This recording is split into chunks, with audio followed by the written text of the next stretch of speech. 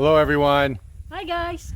Today is construction day 48 and I want to start off by telling a quick story. Wilma and I are starting to look for patio furniture for that pergola area and then that 2-meter overhang. So we get a couple chairs and a table to be sitting out. So there's a place downtown Dumaguete that has some real nice rattan furniture. It's like that plastic rattan with aluminum frame, so it'll last being outside.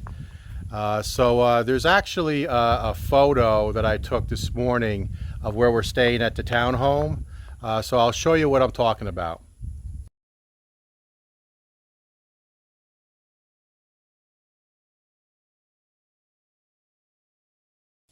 So those chairs I think are very unique. They look a little strange with that circle in the center.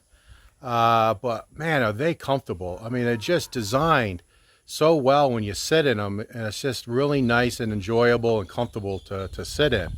So I said to Wilma, we should try to find a place here in Dumaguete that sells them, and I would love to get a couple of those chairs and a table for us. We found the place and we pulled in there and walked around a little bit, and the sales lady came out and said, can I help you? And I said, yeah, I'm looking for these chairs right here. Can you give me a price? And she looks at me and says 7,500 pesos per chair. So that's $150 per chair. So I said, okay, that sounds a little high. So I don't think we're going to buy these. So we just kind of moved on, and she kind of wandered away a little bit. I was there maybe 5, 6, 7 minutes looking at other things. And then the owner of the establishment came in and saw us walking around and walked up and introduced herself as the owner. And I said, yeah, we're looking for a couple chairs, and I really like those over there because, we have them at the townhome where we live now, very comfortable. And I just happened to say, well, how much are they? And she goes, they're 5,000 pesos. So the price went down from $150 to $100 in a couple of minutes. So let's call that the skin tax, the white skin tax, so they say. Obviously getting two different prices in a few minutes, that's something that I don't really care for too much. So, we're not going to be buying any chairs from that establishment. I'm telling that story because, when you come here to the Philippines, or if you're already here, you do have to be cautious because people do raise the prices when they see foreigners. And we do our best not to let that happen. Often Wilma will go by herself and get the price. Then I'm either waiting in the car around the corner or something like that. And she gets the prices, and then, then I show up and say, okay, yeah, that sounds good. We'll buy that for that price. And then we move on. So I figured that would be kind of a funny story to share with you guys. We'll see you up at the work site. All right, I'm here with Jernell, and Jernell is our neighbor. So say hello, Jernell. Hello. Jernell lives right over there. He's, I don't know, that's about here 70 meters. There's Billy from the other day. So Jernell lives back here with his wife and his son. So what he's going to do for us is he's going to climb this coconut tree. He's going to grab a coconut out of the tree, and then he's going to open it up with his bolo, and then we'll drink the water out of it, and then he'll open it up and then make a spoon out of the coconut shell, and then you'll see Wilma use that spoon to eat the coconut that's inside. So Jernell, go for it. Jernell is one of the hardest workers here on site. We hired him right away. If you guys remember from the early videos, he did all the land clearing. He watches over our property when we're not here. So you see how quick he just went right up. And look at that. He grabbed the coconut with one hand and he's climbing down, making very easy work of it. That's pretty amazing to me. And then I'll show you the next step of him opening the coconut. Okay, so he's going to go ahead and open up the coconut.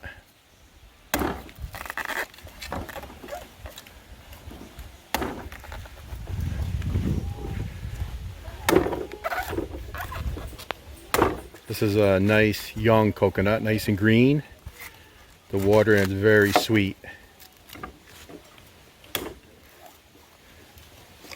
Okay, so let me just get a close-up. Look at that beautiful water in there. You can see it. It's full, absolutely full. And it's extremely sweet, tastes fantastic. And I'm going to have Wilma film me drink it. You can see the fresh coconut water, and you just help yourself. Leave some for me. It's very sweet. It's very clear water, and this is fun to drink once in a while. It's Wilma's turn. I'm sure a lot of you guys have done this, but for anyone who's never been to the Philippines or any country that has fresh coconut, this is something. It's very, very, very sweet. So now what Janelle's doing is he's making a spoon out of the side or the shell of the coconut, and they trim it with their bolo. Is that what they call that knife, a bolo? Sanggot. Sangut? Yeah. Okay. And now he's going to open the coconut. We drank the water.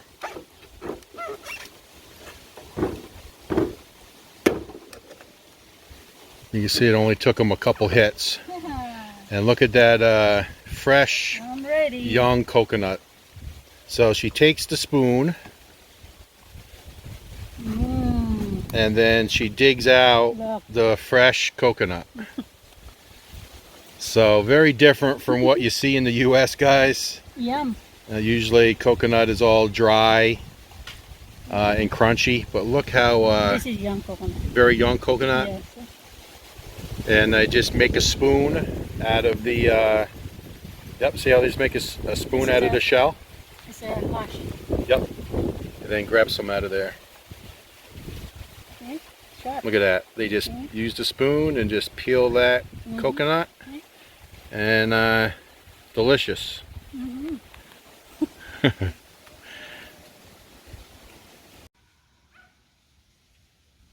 So today's pool update. Had a little bit of a Filipino surprise, but it's all good.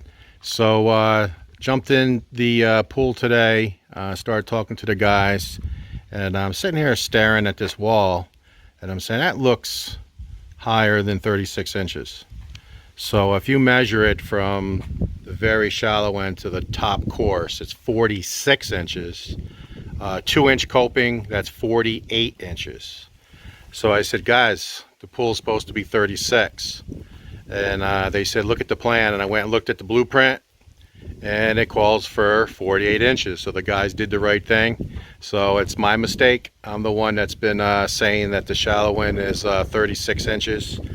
The way it's going to work is, and you know, for me, that's fine. I was concerned about Wilma, so we brought Wilma in here. And to the top here of the hollow block, like I said, it's 46 inches. Then a 2-inch coping. So the very top of the pool here will be 48 inches. So the water level is actually 6 inches below the coping. So the coping is here at 2 inches, and the water level is just above the jets here. So the water level is going to be right about here. So this is 4 inches, and then the 2 inches for the coping. So 48 minus 6 is 42. So the water level is going to be right at the 42-inch level. So I brought Wilma in because I was a little nervous, have her stand there, and we're good to go. She can stand flat-footed in the pool, and it's chest level. So not a problem. So you know, I guess we just get a little more water in her pool. So that's my mistake, guys. So you can see that they are making progress. They're on this side now, going up. Had quite a bit of rain last night, so you can see some water here puddling up. Here's the deep end. So this is the 6-foot level, and if I walk over to it, I'm 5'10". It's right on. So Again, 2-inch coping. This is 6 foot right here, and you know, we're gonna be good to go. So I'll step back. That is the correct height at 6 foot, and then it slopes down to 4 foot. You can see that they're working on the jets. So there'll be 3 return jets on this wall. Looks like they got 2 of them in. They had to do the Filipino level. They've been making sure that each of the 3 jets are exactly the same height. And then since the wind, the breeze comes from the ocean side, that's why the jets are here. That will blow the water to the 2 skimmers that they're starting to mock up. And the 2 skimmers will be on this side, which is the house side. So there'll be 2 skimmers here, spaced apart, and then the water flow with you know, just the natural breeze of the ocean, as well as the water push from the return jets will push any you know, top debris to the 2 skimmers, and then the 2 skimmers will take it back to the pump. So that's the pool update for today. Okay, beam update. You can see that they're making progress here with these main beams. So the cross tie beam in the spare bedroom is ready to go. The 2 meter cantilever out, they have all those beams boxed up, ready to go. At the same time, Felix has the 2 trusses in place, and you can see the hurricane clips. If you can see that right there, he has them all in, and they're not painted yet, but he has them all in. The cross purlins are in place, and he's got them welded at 70 centimeters on center. So I'll jump to the spare bathroom. Again, you can see the trusses and the purlins. And then there's another look at those typhoon clips. And then the back spare bedroom. All in place. So he made real quick work of this side of the house. So we can call the roof done on 2/3 of the house. And now he's moving over to the master bedroom, where there's going to be 3 trusses. And then once he's complete, he'll be working on the dirty kitchen. So I'm at a different vantage point here. Still on the east side. This is the window going into the spare bathroom, and then spare bedroom and spare bedroom. So the pergola, you can see they're working on that tie beam going out to the column of the fence. And then in front of the house, which includes that 2 meter overhang, you can see they're working on boxing up and getting the beam ready for the front column and beam. Again, the column of the fence doubles as the column for that cantilever out for the pergola. So this is 3 meters wide by 5 meters deep, and it's going to double for a couple things. One, it's going to be all under roof. It's going to look just like the carport. Same color, same type of beams, everything the same as the carport. It's just on the opposite side of the house, and it's smaller. I mean, the carport is 3.5 meters by 12.5 meters, or correction, 13.5 meters. So this is only 3 meters to the fence line and 5 meters deep. But it's going to give us that 2 meter overhang extension of the house. So that's going to give us more shade. And then it's also going to double. We're taking this wall, you know, up to the 10 feet level. So where this cross beam is, there'll be a solid wall here, all rendered and painted. And then we can put our generator for the home, as well as the pool pump. So we can have the pool pump and generator out of the sun, and also it'll have a wall here for protection. So it looks like the pool pump is going to go in this area, and then the generator, because of noise, will be on this side. Originally, we were going to have the generator over by the carport because there's more overhang there and more space. But then just, having that discussion, that's where our master bedroom is. So if that generator's running at night, we're going to be able to hear it. So having it over here, again, it's going to be under roof. It's going to be wall here. It's going to be wall here, protect it from the rain. So we're going to put it on this side so you won't hear it if it's running at night if you're over on the other side of the home. So that's the thought. So you can see that they're trying to get everything ready to go. And they want to do all this pour, not just the front and the tie beams and the big beams across the front. They want to wrap up that beam there, as well as do these 2 tie beams for the pergola and the column extensions. They want to get that all poured in one day. And it looks like now they're going to push it to probably Tuesday of next week, because they still got a lot of work here to do to get this all boxed up. So it looks like on Tuesday of next week is when this pour will happen. So now I'm in the back of the house, and this is a good look showing the roof. So let me zoom in just a little bit. So you can see that's the main roof. That's at that 12-foot ceiling height on the inside, and then this is the 10-foot ceiling height on the inside. So you can see the transition from the main roof down to the roof for the 2 spares and the spare bathroom. And then this is where I just was a minute ago, going over the pour for the pergola area. So haven't really been back here to see this, but you can see the progress.